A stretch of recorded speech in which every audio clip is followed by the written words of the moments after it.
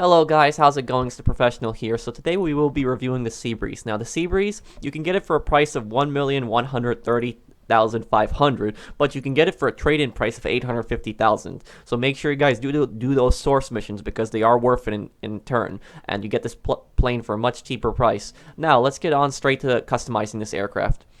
Okay, so the Seabreeze is basically a two-seater aircraft. It can land on the water.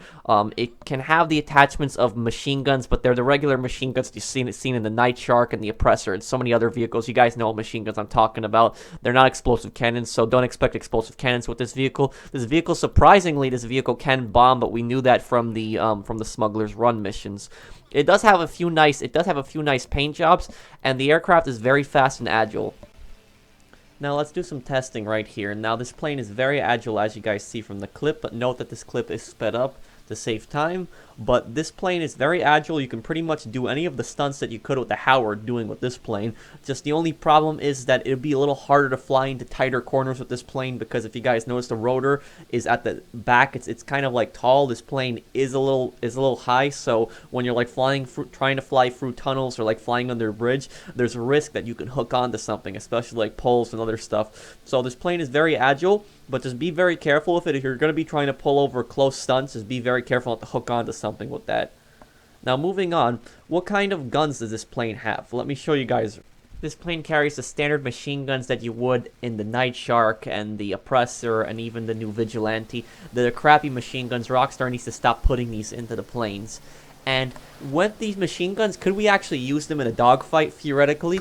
Let me show you right here. Now, my friend is in a laser, and I told my friend to just keep following me from behind, and let's see if I can get behind him. And we kept playing Ring Around the Rosie here, and I could not get behind him. So while this plane is agile, I'll give it that, it's not agile enough to get behind a laser in a dogfight.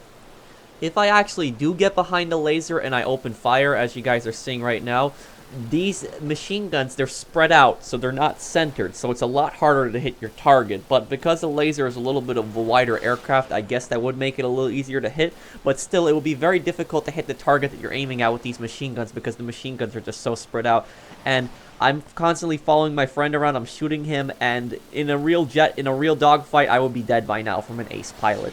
He's letting me damage him, and I managed to shoot him down after a couple of good hits, but not good for dogfighting, though. Now, with the bombs, the second weapon, it depends on how you look at this plane. This is currently the fastest plane that can drop bombs in the game. I am not going to count the Starling on this list because the Starling is a temporary boost. This plane, you have to get good at it with bombing, because bombing is unique with this plane, and that can be a disadvantage or an advantage. This bombing in this plane is different than in other planes. In this plane, I have to drop bombs 2 to 3 seconds earlier versus 1 to 2 seconds in other planes because the plane is flying so fast. So by the time I'm dropping the bombs, I'm already on the target. And in terms of being able to land, this is an amphibious aircraft. It can land in the water, and it actually handles the water very smoothly, and it can take off very easily from the water, comparing it to the Dodo and the Tulla. So I can pretty much land this aircraft anywhere I want, even in very thin water, as you guys seen right now. And I can take off very easily with this aircraft. If I was landing the aircraft with the Dodo in the same situation, I would need a lot more speed on the water in order to take off with this. But I can land very easily, and I can take off with this, and it's a good way to get across the map. And you know, a plane that can land on the water, you can land a lot of places, and you can actually land it right next to your yacht. So if you want a plane next to your yacht, this is perfect for you. And in terms of landing this plane on the ground, it has 3 wheels, and it can land as easily on the street as it can on an airport runway.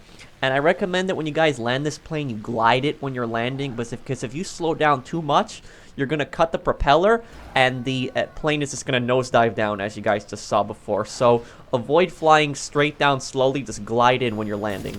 In a damage test, the Seabreeze takes 3 missiles from a homing launcher, similar to other aircraft. No real difference in this aircraft compared to others. And finally here we have the speed test. How fast is this plane exactly? So I thought I would compare this plane to the Howard, which was probably the closest plane in the category that I could find it to. And the Howard is also the fastest plane in the game, so it'll be a good plane to compare it to. And in my straight air race right here, the Howard scored a total of 29.926 seconds, so about 30 seconds. In terms of the Seabreeze flying, I was flying straight towards the target also, same exact race. Let's see exactly what the Seabreeze here gets. Will we beat 30 seconds? Will we get under it? Let's see what we get.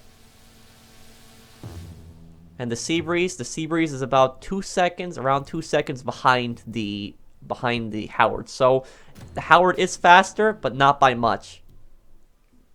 Okay, so now let's take a look at the pros. The aircraft is very cheap, just $850,000 for the trade-in price.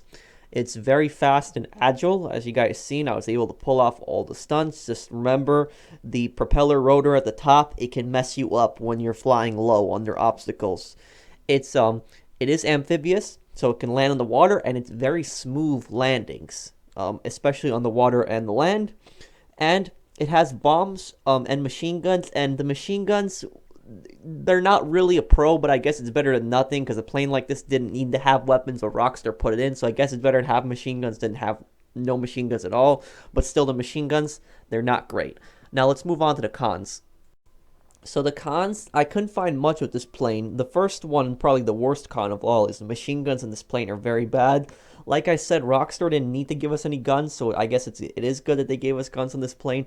But again, the machine guns are really bad. They're comparison to the Oppressor, Night Shark machine guns. Rockstar, please stop adding these machine guns to the game. Why is the Rogue the only plane in the game that you allow us to have explosive cannons on as an upgrade? It's so frustrating. Allow us to put explosive cannons on at least one of these planes besides the Rogue. And the bombing requires mastering. Now, I don't know if this is really a con or not. I decided just to put it in the list just for the sake of it. But the reason I'm saying this is because in this plane, because this plane flies so fast in comparison to all the other aircraft that carry bombs, you're gonna need to be able to master the timing. You're going to need to be able to master the timing in this plane versus that of other planes, because in other planes you would drop the bombs 1 to 2 seconds before you hit the target. So whatever you want to drop bombs on, you would need to aim 1 to 2 seconds, drop the bombs 1 to 2 seconds before you fly over the target. This plane, you're going to need to drop the bombs 2 to 3 seconds before you hit the target. So while somebody in this plane could theoretically get really good with bombing, they would need to be able to master it. And it's unique. It's a unique plane for that because it flies so fast. And the third con is that the plane can stall if you slow down with it easily, because it only has one propeller, one rotor on the back, but as you guys seen in the landing. But I guess that's avoidable because most players won't do that anyway, so won't encounter it anyways. But I just thought I'd let you guys know. And I forgot to mention one thing, but this plane, in my opinion, it has better handling than the Alpha Z1. And the reason is because the Alpha Z1 has too good of handling. It has so good of handling, it's so light that if you try to go down, you will literally nosedive down. So this plane, with its agility, is actually perfect. It's not extremely light, but it's not heavy either, and it's between average handling and literally the best handling possible. But that's the better handling because you can control it easier versus the Alpha Z1, which is like a toy when you're going down. So I guess that's my review of this plane. If you guys think I missed anything, let me know. I didn't really see any cons with this plane much. It just really annoyed me that there was no explosive cannons on this plane again.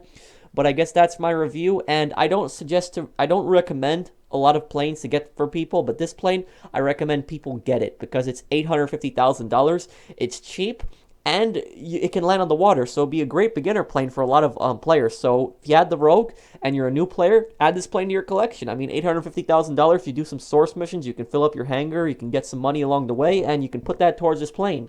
So it's a good idea. It's win-win. So I recommend anybody that's new to this game, try this plane out. I think you'd like it. So, and I am going to be using this plane to retrieve a lot of cargo that's in the oceans in the future. So I hope you guys enjoyed. I'm sorry this review came out so late. I was really busy. But I'll see you in the next one. Take care, everyone.